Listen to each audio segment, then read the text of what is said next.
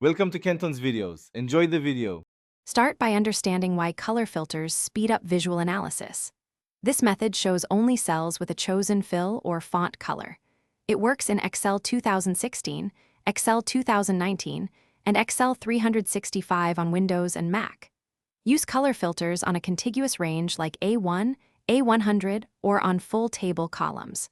Color filters respect manual fills and conditional formatting fills equally. They do not change underlying values or begin by selecting your table header row before applying a filter.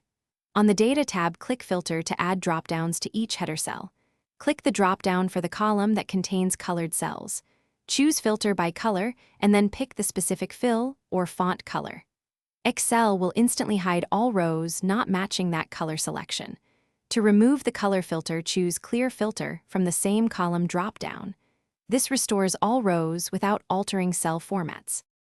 Use conditional formatting when you want colors applied by rules instead of manually. Apply rules first so conditional fill colors appear in Filter by Color lists. For dynamic control, use a helper column with a rule or get. Cell via a named formula to return a color code. Then filter that helper column using standard value filters.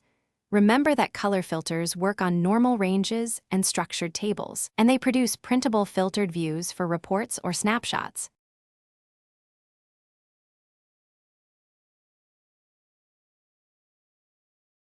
Thanks for watching. Consider subscribing if we helped you.